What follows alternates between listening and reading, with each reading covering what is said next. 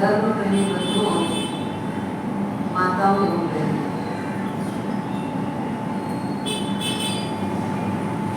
इस प्रवचन की श्रृंखला में 45 आगमों के नाम का कंठस्थीकरण, जिसमें 11 अंग सूत्र के नाम हो रहे और 12 उपांग में 3 उपांग का नाम याद करें। 11 अंग सूत्र के नाम फटाफट बोल दीजिए। पहला आषाढ़, दूसरा सुयग्रा, तीसरा, चौथा, पांचवा, छठवां, ज्ञाता धर्मगता, सातवां, पूरा जैसा बोलो, सातवां, आठवां, नौवां, 10वां और 11वां। ये हो गए 11 सूत्र के नाम। अभी मुझे लगता है कि एकदम अच्छे से थोड़ा रमेश जी को याद है ना। बाकी लोगों को भी याद कर लेना है। मंडे को 11 अंग के नाम लिखने को दिए जाएंगे। हाँ, मंडे को 11 अंगों के नाम लिखने के लिए आपको कहा जाएगा और आपको लिख के देना होगा। रट के आइएगा थोड़ा सा। 12 उपांग में पहला क्या है? औपपातिक। पहला औपपातिक, दूसरा राय प्रसिद्ध, तीसरा बोलो ना, जी मोने क्या बोलो तो सही। जीवा जीवा विगम, बात नहीं करते, किसी से बात नहीं करते। जीवा जीवा बोलो, जीवा जीवा विगम।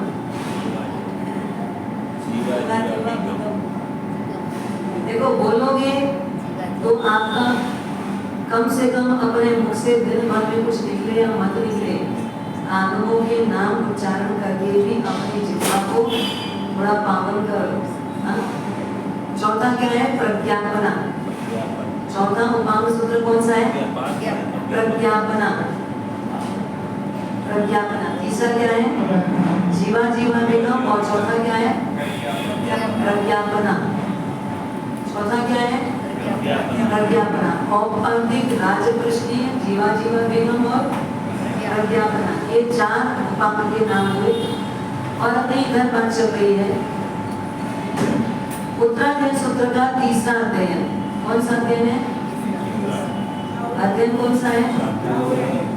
चातुरंगीय। चातुरंगीय और इसी का प्राकृत शब्द है चौरंगीजम। चौरंगीजम इसका प्राकृत है। 4 अंग दुर्लभ है। क्या बता रहे? 4 अंग दुर्लभ है, मतलब 4 बातें दुर्लभ है।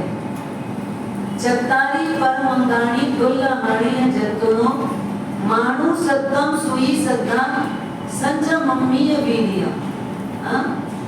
चत्तारी परमंगाणी, 4 परम अंग है। दुर्लहानी है जंतुनो, मनुष्यों को प्राप्त होना दुर्लभ है। मानु सत्तम सुई सद्धा संजमम्मीय वीर्य। मानुष्यत्व मतलब मनुष्यपना, मानवता, श्रुति यानी सत्संग, श्रवण, श्रद्धा, श्रद्धा। और अगर ये सब आ जाए तो, ये सब आ जाए तो उसको जीना। चौथा क्या है? आचरण की बात। संयम के लिए पुरुषार्थ का मतलब आचरण की बात। हमने मानवता अपनाई, श्रवण किया, उस पर श्रद्धा हुई, लेकिन आचरण में अगर नहीं आया तो हमारा ये जीवन व्यर्थ है। आचरण में आना चाहिए। अब यहाँ जो आचरण की बात है पुरुषार्थ करने की बात है, संयम की बात है, संयमम्य वीर्य, अपने वीर्य का उपयोग करना। शक्ति मिली है, मिली है कि नहीं मिली है? शक्ति है कि नहीं, पहले बताओ। पहले तो अपने को पता होना चाहिए मेरे पास शक्ति है। कौन कौन सी शक्ति आपके पास है? कौन कौन सी शक्ति? बोलो। सुनने की, देखने की, सुनने की, देखने की और चलने की, बोलने की, चलने की और समझने की और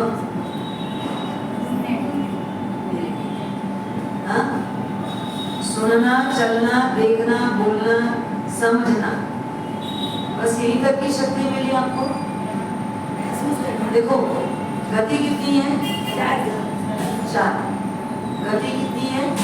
4। कौन कौन सी? नरक गति, तिर्यंच गति, मनुष्य गति और देव गति। नरक, तिर्यंच, मनुष्य और देव। हाँ, यहाँ सामने स्वस्तिक में लिखा हुआ है ना, नरक, तिर्यंच, मनुष्य और देव। परमात्मा का जब जब समोसरण लगता है, हाँ? आज भी लगता है कि नहीं समोसरण? आज कहीं समोसरण लगता है कि नहीं लगता है? महावीर क्षेत्र में आज भी समोसरण लगता है। और उस समोसरण में कौन कौन सी गति के जीव परमात्मा की वाणी सुनने के लिए जाते हैं? कौन कौन सी गति के जाते हैं? तिर्यंच गति, मनुष्य गति, देव। आप लोगों को कुछ कौन कौन सी गति के जीव परमात्मा की देशना सुनने जाते हैं? हाँ?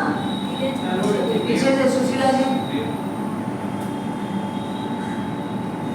चारों गति के जाते हैं, 2 गति के जाते हैं, 1 गति के जाते हैं, 3 गति के जाते हैं। 1 2 3 4 4 ऑप्शन है आपके पास। इनके हिसाब से देव गति के जाते हैं, आपके हिसाब से सभी गति के जाते हैं। आप लोगों के हिसाब से मनुष्य जाते हैं, मनुष्य जाते हैं, वहाँ के मनुष्य तो गति बताएंगे ना भाई।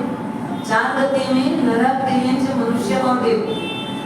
तो कुछ लोगों का कहना है देव जाते हैं, कुछ का कहना है मनुष्य जाते हैं। सूर, नर, नारी, तिर्यंच। सूर, नर, नारी और तिर्यंच परमात्मा के समोसरण में 3 गति के जीव जाते हैं। देव गति के, मनुष्य गति के और तिर्यंच गति। देव जाते हैं, मनुष्य जाते हैं और तिर्यंच जाते हैं, लेकिन नरक गति के जीव नहीं जा सकते। नरक गति के जीव, सुनो हाथ का टेका छोड़ दो।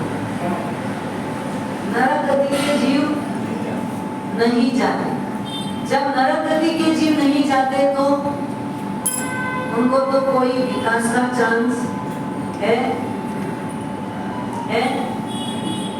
जब सुनेंगे नहीं, समझेंगे कैसे? और समझेंगे तो जिएंगे कैसे? तो उनके लिए तो कोई ऑप्शन ही नहीं है कि वहां से उनको कोई विकास का रास्ता मिल सके। पर जितने वहां जाते हैं, देव, तिर्यंच, मनुष्य, तो देव जगत और तिर्यंच जगत, तिर्यंच प्राणी सुन सकते हैं पर ज्यादा समझ नहीं सकते। तिर्यंच जो है वो श्रवण कर सकता है, उनके पास कान है, सुन सकते हैं। भगवान जो कहते हैं वो उनको सुनाई देता है। तो भगवान कौन सी भाषा में बोलते हैं?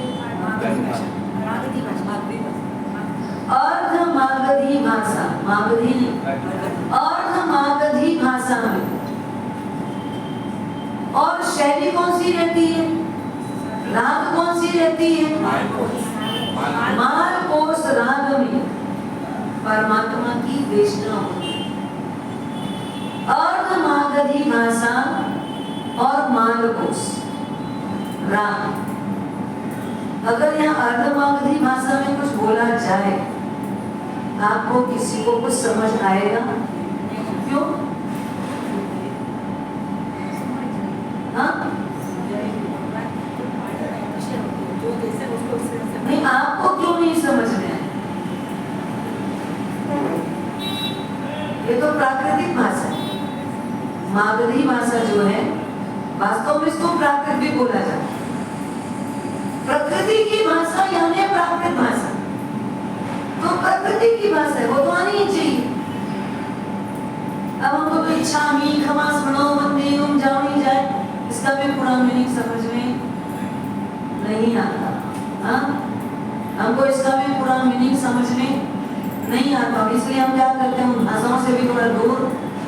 भाषा को उच्चारण भी करना नहीं आता, पढ़ना भी नहीं आता, बोलना भी नहीं आता, और समझ आता तो हमको तो पढ़ना नहीं आता, हमको इसका उच्चारण करके बोलना नहीं आता, और इसको समझना तो हमारे लिए बहुत, बोलो आगे, बहुत मुश्किल है। मुश्किल कुछ नहीं है, मुश्किल कुछ भी नहीं है, रुचि ही नहीं है। मुश्किल नहीं है, क्या नहीं है, रुचि नहीं है कि हम इस भाषा को जानने की चेष्टा करें। ये परमात्मा की भाषा है। इसकी भाषा है, परमात्मा की भाषा है। अगर उस भाषा को जानोगे तो उसकी मिठास समझ आएगी, और नहीं भी जानो सूत्रों से दूर नहीं भागना। आजकल एक मानसिक लोगों की ऐसी भावना बन गई है, प्रतिक्रमण करते समझ में क्या आता है। और कुछ वैसे लोग सत्संग करा करा करके लोगों को ये दिमाग में डालते हैं कि बात तो सही है, हम जाते हैं, प्रतिक्रमण करते जरूर हैं, लेकिन समझ कुछ भी आता नहीं है। तो ऐसे प्रतिक्रमण करने से तो अच्छा क्या है? हाँ? ऐसे प्रतिक्रमण करने से अच्छा क्या है? हम छोटी सी भाषा में आपको अलग से भाव प्रतिक्रमण करवा दें। कुछ अपने शब्दों को बना करके हम भाव प्रतिक्रमण करवा दें, ताकि आपको उसमें कुछ समझ आएगा और आपको अंदर से कुछ फीलिंग आएगी और आप इकरार कर लो। ध्यान रखना, आपने साथ भी दिया ऐसे लोगों को, और आपके गले के नीचे अगर उनकी बात उतरी तो आप सीधा थम करके आसाधना करो। गंधर्वों की आसाधना कर रहे हो, द्वार सांगी की आसाधना कर रहे हो, 14 पुरधारियों की आसाधना कर रहे हो, और नीचे उतरते उतरते सबकी आसाधना। प्रथम पर आसाधना सबसे बड़ी, शासन की आसाधना, सबकी आसाधना, सबकी आसाधना अपने माथे में लेकर के आप घूमोगे, बहुत बड़े पाप के भागीदार हो। एक बार मुझसे बोलना भी गलत है, करना तो बात तो सही है, इतना भी बोलना गलत है। बात तो आपकी सही है, समझ में कुछ नहीं आता, और सही बात है वो करेंगे तो थोड़ा कुछ समझ तो आएगा कि हम क्या बोल रहे हैं। इतना बोलना भी उत्सूत्र प्ररूपण है। इतना बोलना भी क्या है? उत्सूत्र प्ररूपण है। आपने कभी नाम सुना होगा सिद्धसेन दिवाकर सूरी जी महाराज, सुना है? सिद्धसेन दिवाकर सूरी जी महाराज, जिन्होंने कौन से स्तोत्र की रचना की? कल्याण। कौन से राजा को प्रतिबोध दिया? कौन से राजा को प्रतिबोध दिया? जोर से, भोज राजा को नहीं, विक्रमादित्य राजा को प्रतिबोध, जिनका आज विक्रम संवत्सर चल रहा है। ये विक्रम राजा को प्रतिबोध देने वाले सिद्ध सिंह दिवाकर सूरी जी महाराज एक बार एक छोटी गलती, जिन शासन के लिए बड़ी गलती, हमारी दृष्टि में हम जिसको शायद गलती भी ना बोले, हम जिसको गलती भी ना बोले और जिन शासन में मान्य नहीं, ऐसी एक बड़ी गलती सिद्ध सिंह दिवाकर सूरी जी महाराज के द्वारा हुई। इतना बड़ा सूत्र पाठ बोलने की बजाय इसको शॉर्ट में बोल दिया जाए, लोगों को समझ में भी अच्छे से आएगा और वो जल्दी से अपने भाव को वहां तक पहुंचा पाए। ये सोच करके नौकार को छोटा क्या किया, नौकार को छोटा किया। नौकार मंत्र कितने अक्षर का है? नौकार मंत्र कितने अक्षर का है? बोलो इधर देखो, ध्यान दो। 68 अक्षर का है। वो नौकार मंत्र कितने अक्षर का है? 68 अक्षर बोलना मतलब 68 तीर्थों की यात्रा करने के बराबर है। 14 पुण्य का सार है। ऐसे नौकार को छोटा करने का भाव, नमो सिद्धाचार्योपाध्याय सर्व साधुभ्य नमो, एक ही बार बोला, अरत सिद्धाचार्योपाध्याय। इतना बोलेंगे तो भी नौकार में जो बोलना है वही काम आ गया। इतने में तो नौकार का पूरा सार आ गया, लेकिन बनाने की मनाही नहीं थी। मनाही इस बात की थी, इतना बड़ा बोलने से तो छोटा बोलना ठीक है और लोगों को इसमें कुछ अच्छे से और समझ में आ जाएगा। एंगल गलत है, दृष्टिकोण गलत है, लक्ष्य गलत है, एम गलत है। इतने ज्ञानियों ने आज अनादि काल से चला आया नौकार, अगर आवश्यकता पड़ती तो गृहस्थ भवन नहीं कर लेते। ये तो अनादिकालीन है, किसी के द्वारा रचित नहीं है नौकार, किसी के द्वारा निर्मित नहीं है, किसी के द्वारा बना हुआ नहीं है। ऐसे शाश्वत नौकार के लिए जिनके मन में ये भाव आया और इसकी रचना उन्होंने की, उनके गुरु भगवंत ने उनको दंडित किया, सजा दी। क्या सजा होगी? बहिष्कार। सजा क्या होगी? इतने बड़े शासन की अवहेलना, शासन की अवहेलना मान्य नहीं है।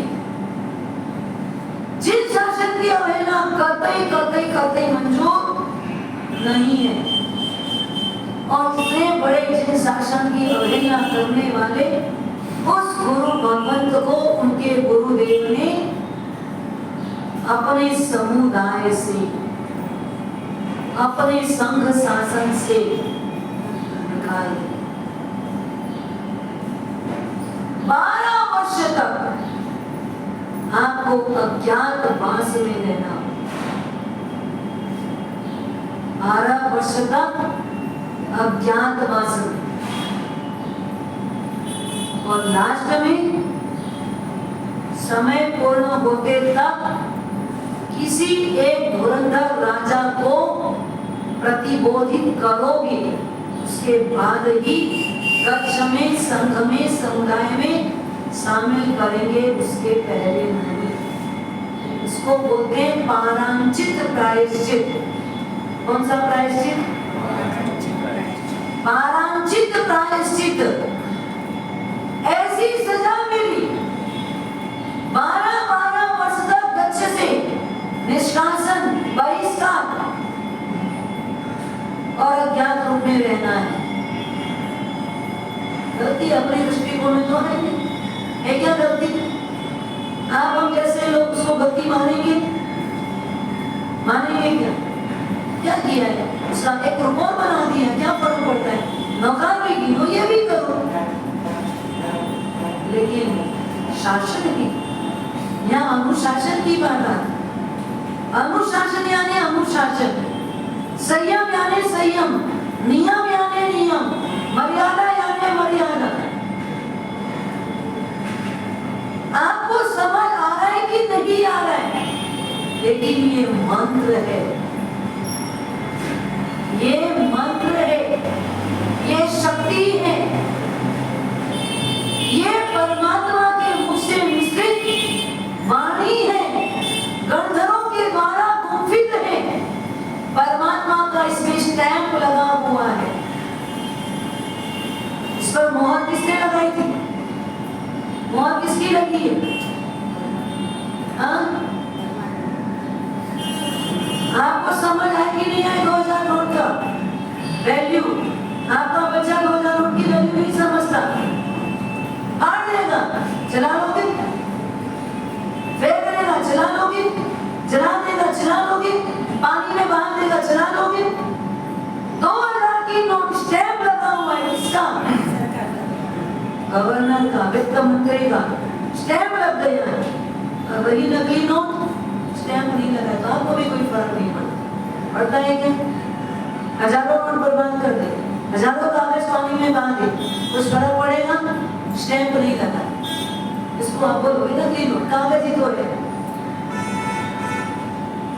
लेकिन वो 2000 का नोट जिसमें स्टैंप लग गया है, जिसमें गवर्नर की साइन है, सिग्नेचर है, वो 2000 का नोट कहलाता है कागज।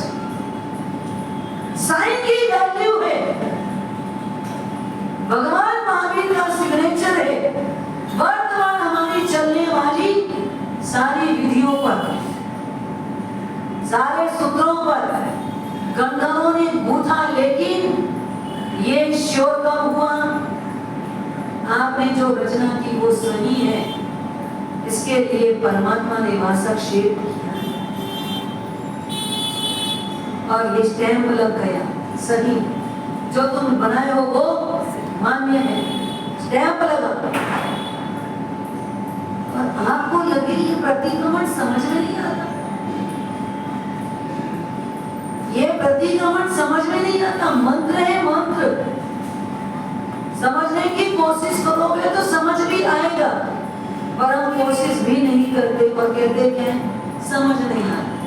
भगवान की वाणी अर्धमागधी भाषा, प्रतिक्रमण उसी भाषा में करने का है, और जो विधि कही गई है उसी विधि से भी करो, कोई अपने मन से चेंज मत। पूर्वाचार्यों की बताई हुई विधि है, कोई वर्तमान के लोगों ने नहीं बनाया, वर्तमान की बनी हुई विधि नहीं है।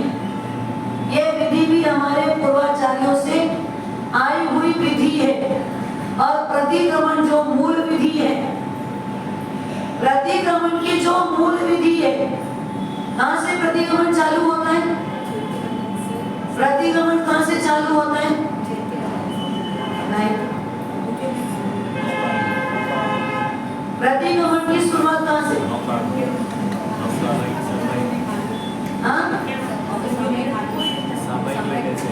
कोई बोलता है सामायिक, कोई बोलता है चैत्रबंधन, कोई बोलता है नवपात, कोई बोलता है देवबंधन। प्रतिक्रमण की जो विधि है, प्रतिक्रमण खाने से लेकर के प्रारंभ है। प्रतिक्रमण खाऊं बोलते तब तो बोलो मैं प्रतिक्रमण चालू करूं, मैं प्रतिक्रमण शुरुआत करूं, आदेश दिया जाता है। कब लेते हैं? देव, खाने के बाद आदेश नहीं लेते, खाने के पहले आदेश देते। जब खाए लोगे तो आदेश क्या करते हैं?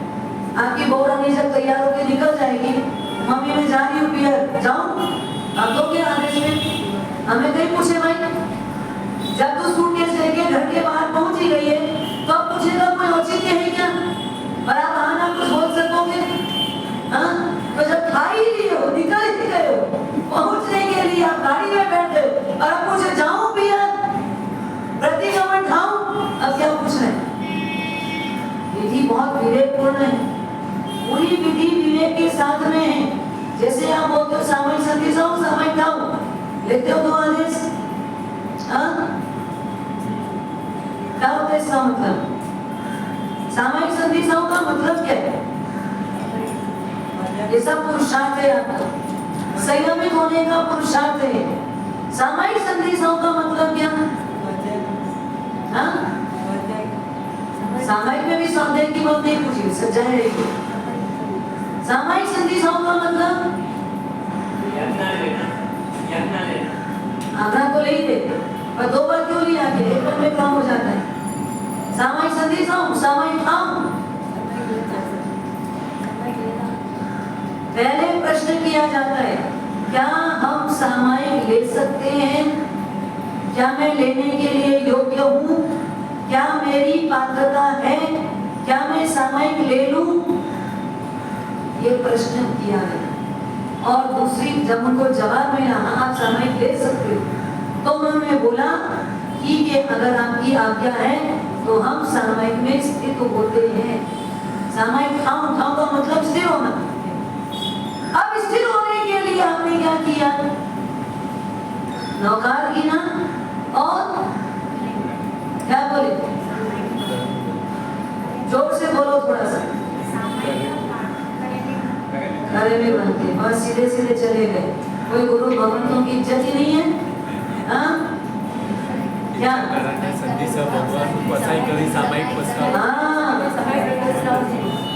विनय के साथ झुकते हुए प्रणाम की मुद्रा में पूरा अंदर का अहंकार निकाल कर निर्विवादी बन के पिचकारी भगवान कसाय कर सामयिक दंडक तुम्हारा साथ बनते बोलो। ऐसा नहीं बोला जाता, आदेश थोड़ी है। आपको बोलना चाहिए वर्ष 3 बार, उपदेश भी नहीं है। आपको तो मात्र और मात्र विनम्रता के साथ उनको सूचित करना है कि गुरुदेव मुझे सामयिक का व्रत प्रदान करें, कसाय करी कृपा करके। क्या कहते हैं? कृपा करके मुझे सामयिक का व्रत प्रदान कीजिए। विनय भाव के साथ, विनम्रता के साथ। अगर विनय नहीं, विवेक नहीं तो कोई मतलब ही नहीं। और सामयिक लेने के बाद जो पाप हुआ उसको मुंह से कर लिया और ये तो सुख लिया ना तो। और फिर बैठो तब से, अरे बैठे हैं पर वो खड़े कहाँ? सामयिक में अभी तक खड़े नहीं है, अभी तक खड़े नहीं है। आसन तक नहीं लगा सकते, आसन तक भी पहले नहीं बिछा सकते। पहले पूछो फिर बिछाओ। बिना पूछे आसन ग्रहण तो बहुत दूर, बिछाओगे ही नहीं तो ग्रहण कैसे करो? पहले आसन बिछाना होता है। तक आसन बिछा हुआ नहीं है। यहाँ क्या बोलना उसके बाद? वैष्णव संधि साऊं। गुरुदेव क्या हम बैठ सकते हैं? बैठ जाओ नहीं, अच्छा बैठ जाओ ये भी नहीं। क्या हम बैठ सकते हैं? सकना और करना दोनों में अंतर है। अगर थोड़ी सभ्यता की संस्कृति में हो, अगर थोड़ी आपके पास सभ्यता हो, तो सभ्यता में जैसे मान लो अगर आप कभी किसी के घर फोन लगाया, मोबाइल लगाया, खुदा ना खास्ता आपने जिसको लगाया उठाया किसी और, आप उनको क्या बोलोगे? मान लो भी भूमि को फोन लगाया किसी और कांति राजी साहब ने उठाया, तो अगले को क्या बोलना चाहिए? क्या भूमि से बात कर सकते हैं? अभी वो यहाँ कर सकते, कपड़ा करा देंगे, बिल्कुल करा देंगे। प्रश्न नियंत्रण ही हो, तो भूमि से बात कराना तो डायरेक्ट आदेश नहीं दिया जाता। कराना तो में क्या हो गया? आपकी मर्यादा भंग हो गई, आपका विनय चला गया। आप कोई भी चीज को मास्टर के पास में अगर ये छोटा सा कपड़ा भी रखा है ना, मास्टर इसको ले सकते हैं क्या? ये पूछो। यस लॉर्ड, और सब ये ले लूं, क्या लगा आपको? क्या लगे? सही लगा क्या? सही लगा क्या? हाँ, और सब ये ले लूं? नहीं ना। अगर आप ये पूछते हो, और सब ये ले सकते हैं, और सब ये पुस्तक ले सकते हैं, हाँ ले सकते, और सब तो ले लूं ये पुस्तक, ले सकते हैं। अभी आपने पूछा है, बोले हाँ ले तो सकते हैं। आप क्या पूछोगे? तो हमारे साथ एक किताब ले लूं इसमें से, इसमें का एक टुकड़ा ले लूं, एक कपड़ा ले लूं, ले सकते हैं और ले लूं, दो क्वेश्चन हो। एक पहले पूछो ले सकते हैं कि नहीं, और फिर मैं ले लूं, ये प्रश्न करोगे तो आपका विनय पूरा पूरा यूज हो रहा है, आप पूरे विनयमान हो। इसलिए दो प्रश्न, क्या हम बैठ सकते हैं? बैठ सकते, तो फिर हम बैठ जाएं, बैठ जाएं। तब आसन बिछाना, वैष्णव संगीत आओ, वैष्णव ठाओ, दो प्रश्न किया आपने। पहले बैठ सकते हैं, हाँ बैठ सकते, तो फिर हम बैठ जाए, बैठ जाओ। तो फिर आपने आसन बिछाया प्रतिलेखना करके, ये विधि है, पूरी विधि करिए।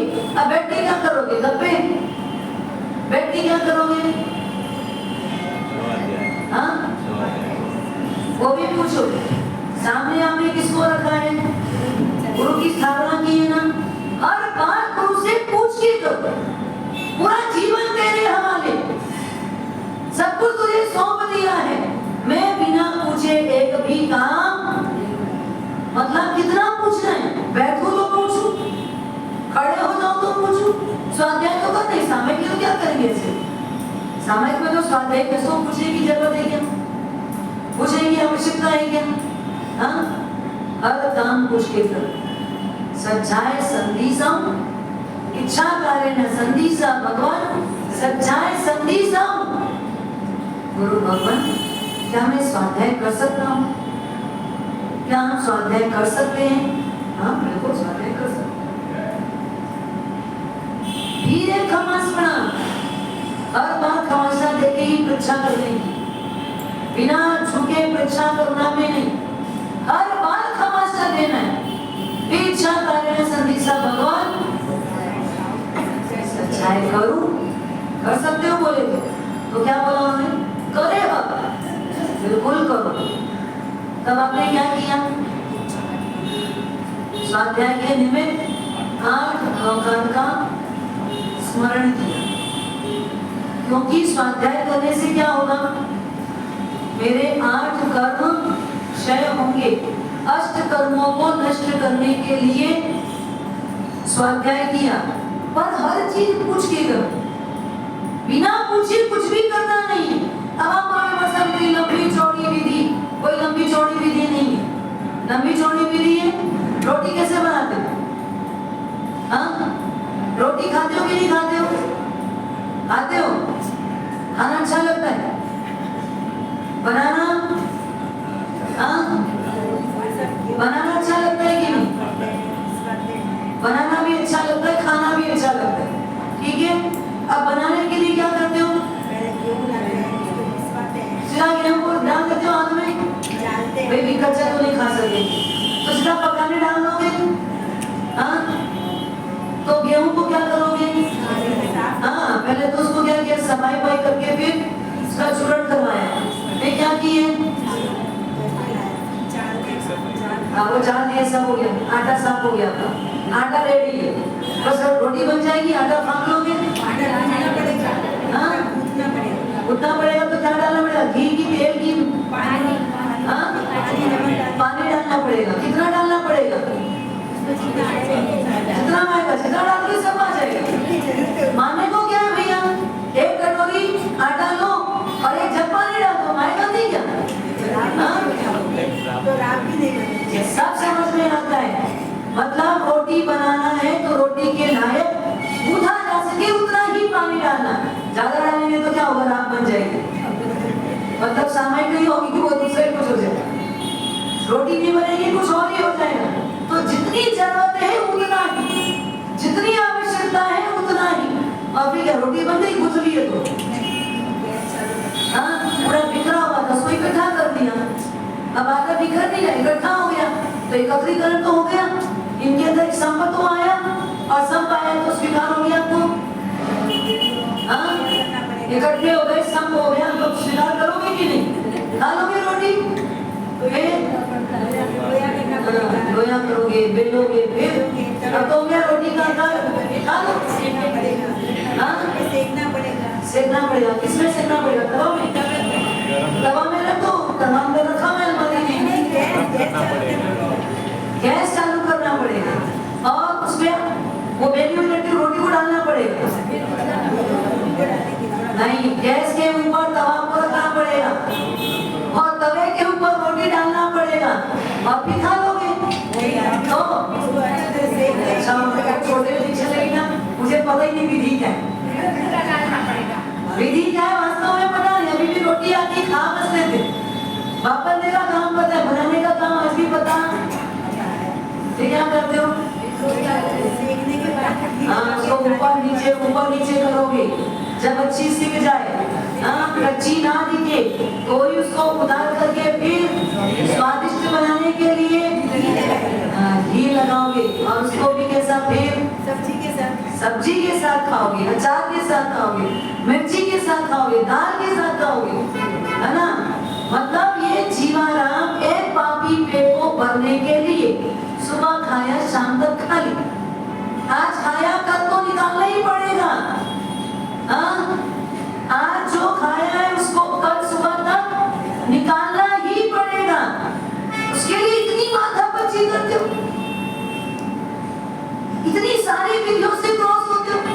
सामाई लेने की विधि, प्रतिक्रमण की विधि बहुत बड़ी लगती है आपको, और रोटी बनाने की विधि, हाँ, रोटी बनाने की विधि, हाँ, कुछ नहीं लगा आपको। आपको परमात्मा की वाणी के प्रति श्रद्धा कितनी, ये इस बार समझ में आता है। आपको आता क्यों नहीं? इसका कारण क्या? रुचि नहीं जागी, रुचि नहीं जागी है। और रुचि जागेगी कब? जब आपको लगेगा कि मुझे मेरी आत्मा का कल्याण करना है, मुझे मेरी आत्मा को शुद्ध करना है, तब श्रद्धा करके आप उस पर पुरुषार्थ करोगे। नहीं तो पुरुषार्थ नहीं होगा। होगा क्या? भूख तो लगी है लेकिन बनाए कौन? बैठे रहे भाई, भूख लगी है बनाए कौन? बैठे रहो। भूख लगी है बोलने से भूख नहीं मिटती। रोग आया है शरीर का या आत्मा के ऊपर, तो बोलने से हमारा रोग दूर होगा नहीं। कौन कौन सा रोग लगा हुआ है आत्मा में? हाँ? शरीर में कितने रोग है और आत्मा में कौन कौन से रोग?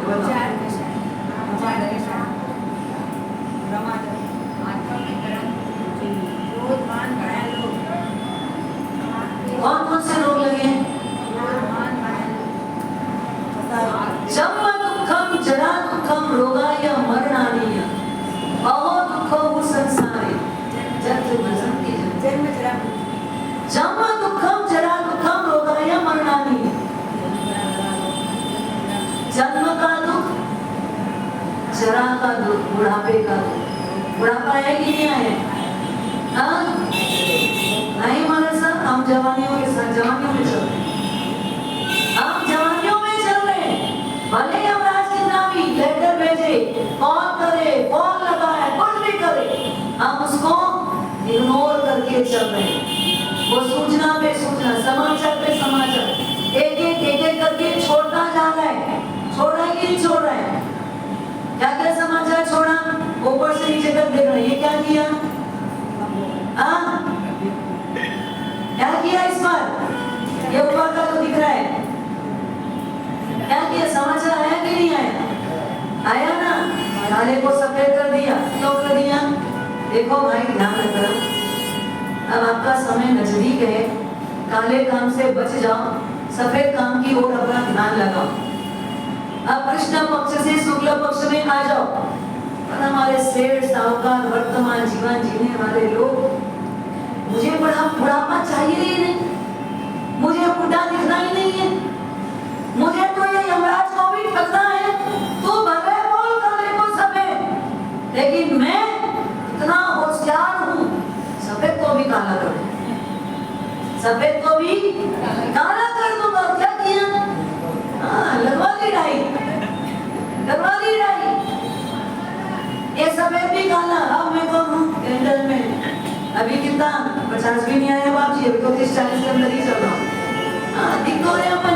वाले, आप धोखा पूरी दुनिया को दे दो, चमड़े की आंख को धोखा दे दो, लेकिन कर्म सत्ता यमराज, आप इनको ठगने की कोशिश कर सकते हो लेकिन ठग नहीं सकते। थोड़ा उसके नीचे आओ, ये क्या किया? कमजोर हो गई भाई, देख अब तो तुझे अच्छे से सूझता भी नहीं है, अच्छे से दिखता भी नहीं है, तो तू अब चेत जा, अब चेत जा, इन आंखों में विकार मत लाना, ये आंखों को निर्विकारी बनाने की चेष्टा कर। थोड़ा सा और नीचे उतरे, हाँ फिर क्या हुआ? वो देख रहा है, इसको नहीं सुना, इसको नहीं सुना, थोड़ा और, हाँ दिन भर हमको एक ही चिंता सताती पेट की, उसके लिए क्या चाहिए? मजबूत। क्या किया? हिला दिया जड़ से, आए दिन ये दांत टूटता है, ये दांत टूटी, दांत निकलने वाला है, ये हिलने वाला है, क्या किया हमने? आंख के समय क्या किया? पहले चश्मा ना लगाना पड़े, लोगों को लगे नहीं कि उम्र आ गई, तो क्या किया? ऑपरेशन जाके लेंस डलवाया, धोखा देंगे, दुनिया को बताएंगे अभी चश्मा नहीं चला है, चश्मा लगेगा तो लोगों ने थोड़ी उम्र आगे लग रही है, हाँ चश्मा में थोड़ी उम्र दिखती है, इसलिए चश्मा भी हटवा दिया, दांत निकलने लग गए, तो एकदम बुढ़ापा और शरीर दिखेगा, धुंधला हुआ ये झुलसा और दांत दिखेगा, तो क्या किया? गए एक नहीं, दो नहीं, तीन नहीं, चार नहीं, कितने दांत फिट करवा लिए? पूरा 32 के 32 फिट करवा लिए। हाँ हमको सब कुछ खाने को चाहिए, शौक से चाहिए, कुछ भी चीज हमारी छूटनी नहीं चाहिए। बोल रहा है देख भाई ध्यान रख, आसक्ति में आ जा, अब इतनी आसक्ति मत कर, अब तेरी आसक्ति काम नहीं आएगी। हम कितना भी बोलो, हम तुम जितना बोलोगे हम उससे ज्यादा समझदार हैं, 32 ही बैठा है। फिर धीरे से क्या किया? हमें तो बाप जी घुटनों साथ देवे को नहीं, हाँ चलना नहीं होता, फिर क्या किया? नी रिप्लेसमेंट, हाँ डंडा नहीं लेना पड़े, क्या किया उसके लिए? क्या किया? जवानी दिखानी है, चलेंगे नहीं अब तो दौड़ेंगे। कुछ दिन पहले आए थे घुटने का ऑपरेशन करवा करके एक बहन जी, उस दिन तो लड़खड़ाते, मैं भी घबरा गई, वो क्या गया इनको, एकदम ऐसे बेटे का हाथ पकड़ पकड़ के चल के आ रहे थे। नहीं बाप जी कुछ नहीं कुछ नहीं, वो मेरे को देखते एकदम रोने भी लगे, बोले बाप जी एकदम 1.5-2 महीना हो गया आपका दर्शन ही नहीं हुआ था, अभी तो दर्शन करके गए हो, पर बाप जी 2 महीना हो गया दर्शन नहीं हुआ, और ऐसी आफत में भी मैं आपका दर्शन कर पाई, पर लंगड़ा लंगड़ा के चल रहे। देखा क्या हालत हो गई? कुछ नहीं बाप जी, डॉक्टर बोला है ये ज्यादा से ज्यादा 3 महीने तक ऐसा रहेगा, उसके बाद चलोगे नहीं, दौड़ोगे तुम तो बस, मैं राइट हो जाऊंगी, टाइट हो जाऊंगी, स्टॉप कर लूंगी, मेरे शरीर घुटने में दम आ जाएगा। तो छोटे महाराज ने बोला सही बात है, तो दीक्षा ले लेना, बिहार कर सकोगे आराम से। अरे बाप जी ऐसा भाग्य कहाँ, सब पाप करने की भाग्य आपके पास कौन सा भाग्य है? 100 भाग्य की दुर्भाग्य, हाँ अगर अच्छा भाग्य होता तो एक नहीं दो नहीं कितना होता? 100 भाग्य होता, पर आपके पास 100 भाग्य नहीं है, जो एक भाग्य वो भी कैसा है? दुर्भाग्य है कि आप अच्छा नहीं कर पाओगे, और क्या करोगे? दुर्भाग्य, पाप सब कर सकोगे लेकिन पुरुषार्थ अच्छे के लिए नहीं कर पाओगे। तो परमात्मा के समो शरण में जाने वाले जीव, जिसमें तिर्यंच प्राणी, कौन सी भाषा में सुन रहे? अर्धमागधी भाषा। देव कौन सी भाषा में सुन रहे? अर्धमागधी भाषा में। मनुष्य कौन सी भाषा में सुन रहे? कभी अब आपको तो समझ नहीं आता, जाओगे कि नहीं जाओगे? क्या करोगे जाके? समझ तो कुछ आएगा नहीं, हाँ? अगर मनुष्य की पर्याय से कहीं जाने का अवसर खुदा न खास्ता, कोई आपकी ऐसी पुण्याई जागृत हो गई, कोई देव आपके सहयोग के लिए आ गया और आपको बोले कहिए आपके लायक कुछ काम, मेरे लायक कुछ काम हो तो मैं आपकी सेवा में हाजिर हूँ, और शायद आपने सुन रखा है महाविग्रह में आज भी परमात्मा का समोसरण लगता है और दिल में एक बात है, एक बार समोसरण में जाना है, जाना है, जाना है। और आज देव सहयोग करने आया तो आपको लगा आज एक बार मांग तो ये दिया जाए। और आपने मांगने के लिए उससे क्या मांगा? और कुछ नहीं, मुझे एक बार महाविग्रह क्षेत्र में परमात्मा के समोसरण में ले जाओ। और मन में क्या बात आएगी? वो तो कृष्णा कौन सी भाषा में, वर्तमान की भाषा में, तो यहाँ रोज बोल रहे प्राकृत के सूत्र, यही नहीं समझ में आता तो वहां क्या समझ में आएगा? आपको समझ में आएगा? जाने का मन तो बना ले, देव ले तो जाएगा, लेकिन समझ में नहीं आएगा। समझ में श्रद्धा होगी तो वहां समझ में नहीं आ रहा, वहां क्या समझ में आएगा? वहां आएगा ना, नहीं आएगा? पहले यहाँ समझोगे तो ही वहां जा पाओगे। यहाँ समझे बिना वहां जाने मिलेगा नहीं। तो परमात्मा के समोसरण में 3 गति के जीव आते हैं और वो सब अपनी अपनी भाषा में समझते हैं।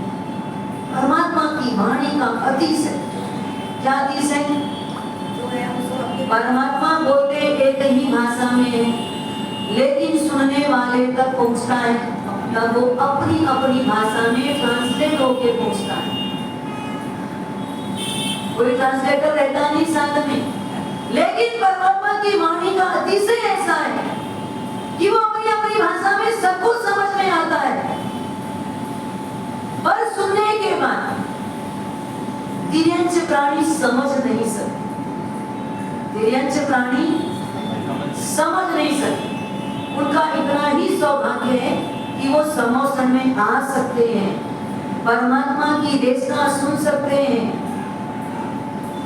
देव सुन भी सकते हैं और समझ भी सकते हैं। सुनना और समझना में काम नहीं बनता, सुनने और समझने में काम नहीं बनता। तो क्या करना पड़ेगा? सुन लिया, समझ लिया, अब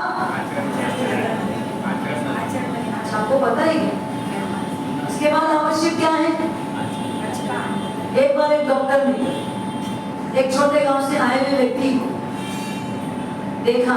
देखने के बाद उसको एक कागज पे सारी दवाइयां लिख के और कहा बराबर ये दवाई को बराबर ले लेना, ये दवाई बराबर ले लेना।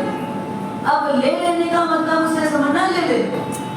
वो गया, दवाई कहाँ मिलेगी? मेडिकल। मेडिकल गया, दवाई ले ली, दवाई ले लिया, जेब में रख लिया और रखने के बाद 15 दिन निकल गया, ठीक ही नहीं हुए उसको कुछ, उसके स्वास्थ्य में सुधार ही नहीं आ रहा है। दवाई ले लिया है पर सुधार नहीं आ रहा है। 15 दिन के बाद वापस आया डॉक्टर के पास और कहने लगा, डॉक्टर साहब मेरे को तो आज भी वैसा ही लगता है और बल्कि लगता है थोड़ी मेरी हालत खराब हो रही है। आपने जैसा कहा था मैंने वैसे सब किया। बोले दिखाओ कागज है तुम्हारे पास? दिखाया, फिर दवाई ले ली। हाँ देखो कोई दवाई ले ली हो, इसमें लिखा है 30 गोली लेना है, तो मैंने बराबर 30 गोली खरीदी है। देखो डॉक्टर साहब आपने लिखा था ये गोली 10 देने में 10 ली है, पूरा पत्ता निकाल के दिखा दिया, कोई दवाई निकाल के दिखा दी, मैंने सब दवाई दी है। अब लिए का मतलब क्या है? मेडिकल से लेना, मेडिकल से लेना, ये कहा था डॉक्टर ने, क्या कहा था? लेके खाना मतलब मुंह में डालना है ना, मुंह में डालना और पानी से नीचे उतार लेना तो ही वो दवाई का असर करेगी। अब आप अभी कितना समझे? आप कितना समझे? ले लेने का मतलब तक समझो। मेडिकल से दवाई ले लो, बस रख लो स्टोर करके, कितना ही समझे हो? जिनवाणी कैसी है? जिनवाणी कैसी है? इनको गले के नीचे उतारो, हृदय के पास ले जाओ और आत्मा को स्पर्श कराओ। देव के पास ताकत नहीं है,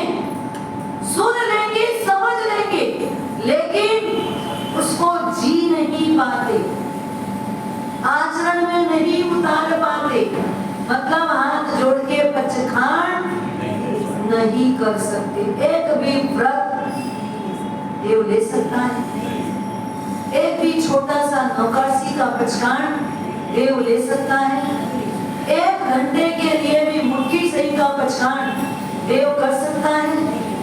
हाँ, समझ में सवाल है, समझ में आ रहा है। एक सार्वभौमिक आयुष्य वाला देव 100 वर्ष तक भी कुछ नहीं खाता, 100 वर्ष तक भी कुछ नहीं खाता, पर पचखान नहीं कर सकता। पचखान के लिए वैसा कर्म नहीं है। प्रत्याख्याना वर्णी कर्म का तीव्र उदय चलता है, जिसके कारण वो आवरण हटेगा नहीं, तब तक पचखान होगा नहीं। तो पचखान के ऊपर आवरण है, पचखान के ऊपर क्या है? आवरण है, ढक्कन है, पर्दा है। इसलिए पचखान नहीं ले पाते, व्रत नहीं कर सकते। मतलब परमात्मा की वाणी को जीवन में उतारना हो, वो काम उससे नहीं हो। समझते? कई चीजें बाकी करते, और पचखान नुमा चीज बोलेंगे तो वो काम सम्यक तो आ सकता है, तो सुन के समझ। सम्यक दर्शन का प्रकटीकरण तिर्यंच को भी हो सकता है, देवों को भी हो सकता है, पर व्रत और पचखान करना ये काम देव भी नहीं कर सकते। तो सुनना, समझना और उसे उतारना, गले के नीचे उतारना इसके बस में है, इसके बस में है। जो यहाँ से बाहर रहते हैं उन मनुष्यों के बस में है, कि जो आप लोग आए हो उनके भी बस में है। आपके बस में है कि नहीं है? सुनना, समझना और उसको जीना, सुनना, समझना और उसको जीना, ये आपके बस में है कि नहीं है? ये मात्र और मात्र मनुष्य को ही मिली है। इतनी बड़ी अगर कोई शक्ति मिली है तो किसको मिली है? ये अपॉर्चुनिटी किसके पास है? एकमात्र मनुष्य के पास है। और संयमनीय वीर्यम दुर्लभ है, जीना और पीना दुर्लभ है, आचरण में आना महा दुर्लभ है। संयमनीय वीर्यम, पुरुषार्थ करना, मुझे करना ही है, मुझे ये काम करना ही है, इसके लिए मैं जाग जाऊं, जाग करके वो पुरुषार्थ कर लूं। अभी हमारे पास वो जागरण नहीं है, प्रमादी जीवड़ा है। आज अभी मुझे सुबह मेरे को मतलब फिजियोथेरेपी करने के लिए एक मैडम आती है। फिजियोथेरेपी करते करते मुझे बोलने लगी, कहने लगी, मां साहब आपको पता है कुछ समय के बाद युद्ध होने वाला है। मैंने कहा कब होने वाला है? बोले हमारे उधर तो महाराज साहब बोल रहे हैं कि सब अपना अपना अनाज पानी का सब संग्रह करो, अनाज भर के रखो, संग्रह करके रखो। अब ये कभी भी युद्ध की नौबत आ सकती है, युद्ध ना हो इसके लिए हमारे यहाँ महाराज साहब लोगों ने नौकार चालू करवाया है, पता नहीं कब कहाँ किसका क्या होगा। मैंने कहा मेरे को तो कोई जानकारी नहीं आई, अभी हमारे यहाँ किसी ने चर्चा नहीं की है, कहाँ का युद्ध, किसका युद्ध, कौन सा युद्ध, और कोई युद्ध होगा कि नहीं होगा बाहर का पता नहीं। हमारा खुद का युद्ध तो चल रहा है कि नहीं चल रहा है? आत्मा और मन का युद्ध चल रहा है कि नहीं चल रहा है? हाँ, वो बाहर के युद्ध की बात करी, वो होगा नहीं होगा अलग बात, कितना भी कुछ भी संग्रह कर लो, कितना भी कुछ भी जमा कर लो, आखिर जो होना है वो होगा, ठीक। लेकिन अब पुरुषार्थ करने वाले लोग गौशाला के मत के अनुयायी नहीं है। गौशाला का मत क्या था? यह भाव्यम कर भवत्येव, जो होना है वो होगा। ये मत किसका था? भगवान महावीर आया गौशाला का। और आप किसके अनुयायी हो? महावीर स्वामी के या गौतम की गौशाला के? महावीर स्वामी का ये मत नहीं था, वो हमेशा पुरुषार्थ की बात की। पुरुषार्थ करो, और पुरुषार्थ करते करते करते करते जब थक जाओ, हारने की स्थिति में आ जाओ, जब अब आपको लग रहा है कि मेरे इतने पुरुषार्थ के बाद भी कुछ नहीं हुआ, तब सोचना मेरा कर्म, मेरा भाग्य, मेरी किस्मत में ऐसा ही लिखा था। और बिना पुरुषार्थ के नहीं, अपन गौशाला के मन के अनुयायी नहीं है। अभी तो हमारा युद्ध किसके साथ है? बाहर का युद्ध होगा नहीं होगा, विश्व युद्ध क्या होगा पता नहीं, लेकिन यहाँ तो रोज का युद्ध है, रोज का युद्ध है। आत्मा बोलेगी करना चाहिए, मन बोलता है रुक, दिमाग बोलता है अभी तो बिल्कुल रुक जा, ब्रेक लगा दे, अभी बिल्कुल नहीं करना है, और यहाँ तो करना ही नहीं है। अभी इस चातुर्मास में कब करेंगे? हाँ, अगले में करेंगे। भले ना बाल सफेद हो गए, भले ना यमराज कितना भी हमको दरवाजा खटखटा के बोलते जा रहे हैं, और हमको तो किसी की सुननी नहीं है, किसकी अपनी मनमानी करनी है। और ये मन की मानी करोगे कहाँ लेके जाएगा? बस दुर्गति कहाँ लेके जाएगा? दुर्गति। ध्यान रखना, दुर्गति में सिर्फ नरक नहीं आता है, दुर्गति में मात्र नरक की बात नहीं कही गई है। दुर्गति में जहां हो वहां भी जगह मिल जाएगी, जहां हो वहां भी जगह मिल जाएगी। जो व्यक्ति, जो वस्तु, जो पदार्थ जो आपको पसंद है, वो सब आपको अगले भाव में मिलेगा। चाहिए ना? चाहिए ना? मोबाइल नहीं छोड़ सकता आज व्यक्ति, आज का व्यक्ति मोबाइल छोड़ ही नहीं सकता। प्राण चला जाए लेकिन मोबाइल ना जाए, ऐसी स्थिति हो गई।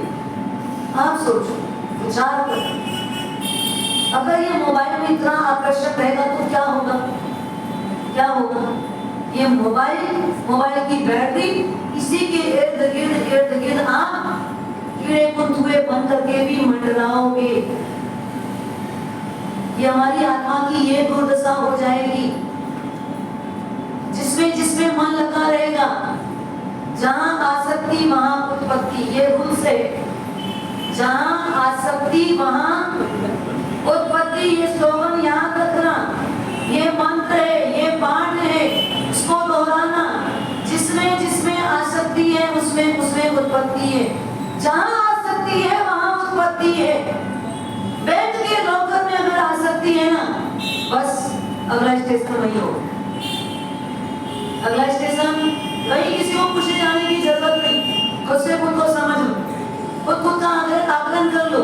मेरे को सबसे ज्यादा किस पे, मेरा सबसे ज्यादा मन किस पे चिपकता है, बस वही मेरा अगला जन्म, उसी के इर्द गिर्द मेरा जन्म। पर्याय बदल जाएगी, पर्याय बदल जाएगी, लेकिन आपकी आत्मा अन्य आकृति में उसी वस्तु, उसी व्यक्ति के इर्द गिर्द भ्रमण करेगी। आसक्ति तोड़ दो, पुरुषार्थ करो सत् कार्य के लिए, सत् प्रवृत्ति के लिए, सत् विचारों के लिए, सत् कार्यों के लिए। लेकिन हमारा पुरुषार्थ नहीं होगा तो हमारे मानव जन्म निष्फल चला जाएगा।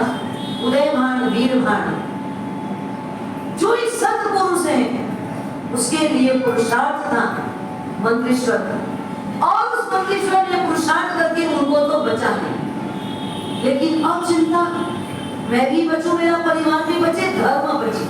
कौन बचे? परिवार अगर बचे ये तो बाहरी है, लेकिन धर्म बचे, इसके लिए क्या करना है? और इसके लिए कारीगर से बेहूब उदयभान वीरभान के प्रतिकृति बन गई, सिर छेद हो गया। अब उसमें ऐसा लाल रंग का एक द्रव डाला, लिक्विड फॉर्म में डाला, जिससे वो खून नुमा बाहर निकलने लगा। खून जैसा दिख करके बिल्कुल खून जैसा है, लेकिन ये दिखा दूंगा, दोनों की बॉडी का है तो बॉडी में तो दिखानी पड़ेगी, और बॉडी में सूट में देखेंगे तो गड़बड़ हो जाएगा। तो तुरंत उन्होंने क्या किया, महल के बाहर उपवन के किनारे में एक चीता बनाई। चीता बना करके उसमें वो दोनों पुतले का शरीर जला दिया, और जला करके वो वहां से आ गए। उसके बाद वहां से निकल करके अब जवाब देने के लिए सारी साजिश रची। ये सारी साजिश किसके लिए? मुझे जवाब तो देना ही पड़ेगा। और वो सर कटा हुआ रानी के पास भेजवा दिया। रानी खुश, हाँ मैं हूँ, बिल्कुल चित्र ऐसा ही है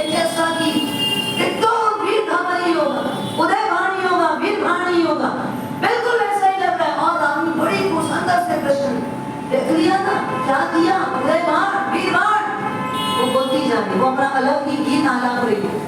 इधर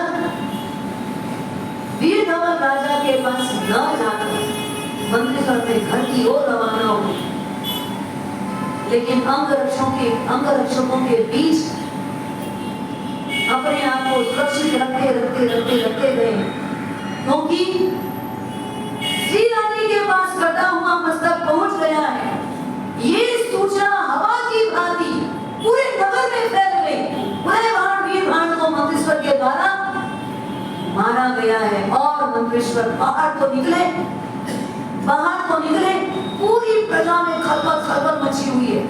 बाहर निकले, बस इतनी देरी है, हमारे आने वाले इस सत्ता को संभालने वाले राजा को मारने की हिम्मत इस मंत्रिस्वर ने की कैसे? क्योंकि सर पहुंचा, इसका मतलब दोनों कुमार मर चुके।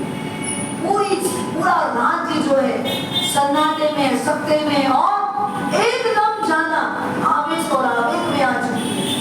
मंत्रिस्वर को यहाँ से घर जाना भी बड़ा कठिन था, लेकिन मंत्रिस्वर जैसे तैसे आगे पीछे इधर उधर के रास्तों से अंगरक्षकों के बीच अपने आप को सुरक्षित करते घर तक पहुंचे। घर तक पहुंच तो गए सुरक्षित। इधर राजा ने देखा उनका काम तो हो गया, लेकिन राजा के मन में जब प्रजा की आवाज आने लगी, प्रजा के मुखारबिंद से ये सब बातें उठने लगी, राजा बहुत चिंतित, मैंने ये क्या कर दिया? मैं पिता होकर के अपने दो संतानों की हत्या करवा दी। ये प्रजा मुझे भी जिंदा छोड़ने वाली नहीं है। क्या जवाब दूं? कैसे इनके बीच जाऊं? सभा तो अभी लगाना ही नहीं, क्योंकि अभी ताजी बात है, यहाँ कोई भी अब किसी को छोड़ने वाला नहीं है। राजा बड़े चिंतित, कैसे करना, क्या करना, किस प्रकार से ये बात को अब संभालना। मन में विषाद भी हो रहा है, मैंने गलत तो किया है, पिता होकर के पुत्रों की हत्या करवा दी, माँ बहन इन पुत्रों को मैंने मरवा दिया, एक मोह में आकर मैंने कामांध बन करके ये काम किया। इसकी सजा मुझे मिलनी चाहिए, इसकी सजा मुझे परमात्मा देगा, लेकिन उसके पहले मुझे इसकी सजा जरूर मिलनी चाहिए। मंत्रिस्वर को बुलाऊं, उनसे पूछूं कि आखिर मृत्यु के वक्त उन बच्चों के मन में क्या था, उन्होंने क्या बोला था, मेरे लिए उनके मन में क्या विचार था, इसको जानने के लिए मंत्रिस्वर को बुलाऊं। मंत्रिस्वर को बुलाने भेजते हैं। मंत्रिस्वर आते हैं या नहीं आते हैं, इसका अधिकार अगले वर्तमान जो ज्ञानी भगवंतों ने लिखा होगा कहा जाए।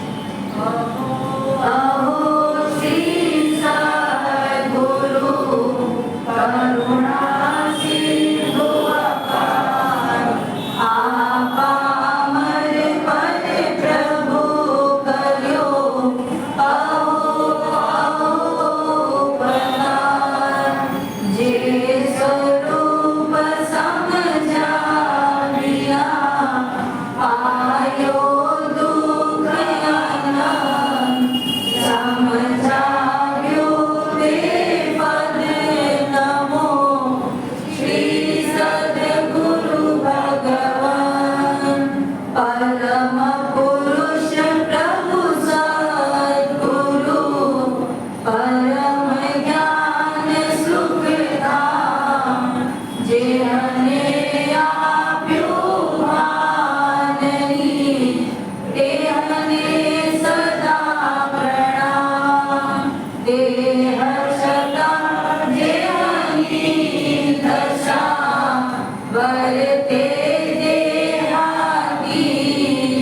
ते ज्ञान